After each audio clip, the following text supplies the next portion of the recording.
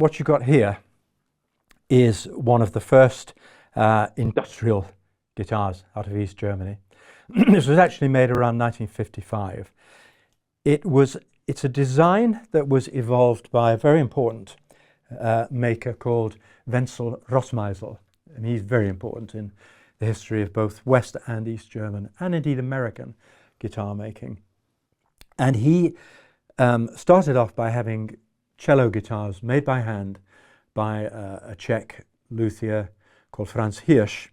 But sometime in the late 1940s, Wenzel Rossmeisel decided it would actually be a lot cheaper to use plywood, particularly as the guitars were becoming electric, and it really, what they sounded like unplugged in, didn't matter all that much anymore.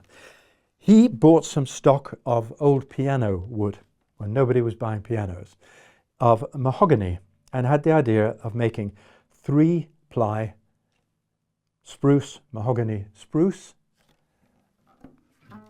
or maple, mahogany, maple on the backs. And he stuck these together in boards an inch thick and was able to use machinery to cut the curve out around the sides and simply have it hand finished by an expert with a plan, which meant that the curve on the top of the guitar became flat. And you ended up with a shape which was basically a flat guitar with what's called a recurve cut out of it. And this actually became known as the German carve. Now, unfortunately for Wenzel Rossmeisel, he was at the Leipzig Trade Fair selling his guitars in 1952 for foreign currency, and he got caught. And he was sent to prison for 4 years hard labor. He had a workshop in Berlin and a big factory in Markneukirchen. And the state not only put him in prison, they seized his factory in Markneukirchen, all of the staff, all of his workers, all of the guitars that were still made there and ready for sale, and left his son, Roger Rossmeisel, after which the company was called, Roger Guitars, with the shop in Berlin.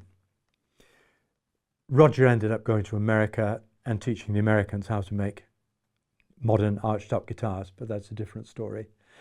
This guitar here is an example of one of the guitars made in that factory that was created through that seizure in 1952. The factory was called Musima, Musical Instrument Manufacturers of Markneukirchen, Musima. And we think that this guitar might have been made from parts that they still had when they seized Roger's, the Roger Company's stock, because later on they stopped actually using the 3-ply and used cheaper ply and put a little veneer on the top to make it look like they were using the mahogany in the middle, whereas this one has still got the mahogany going all the way through. Also typical for East Germany is its pickup that electrifies, gives you the electronic sound of the guitar, is hidden in the neck. That's the only country in the world, I think, that ever put the pickups in like that rather than onto the body of the guitar. They're put there so they don't disturb the resonation of the top of the guitar. I mentioned to you earlier on that the East Germans, having such a sort of grim and dull life after the war, liked to make bright, colourful guitars. Well, this bunch of guitars here with the stripes on the side is a similar thing. They've got no function, the stripes. They just look good. They look bright and cheerful.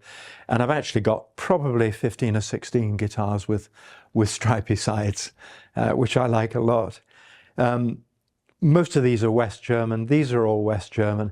Hoyer, the ones who made the guitars with the 15 or 18 holes in the side, also had a little series made in the late 1950s that they completely covered with plastic. Does nothing whatsoever for the sound of the instrument, but boy did they look showy on stage. And they made a red one, covered with plastic, like an accordion. They made a cream one, and they made a dark grey one. And I've got one of each.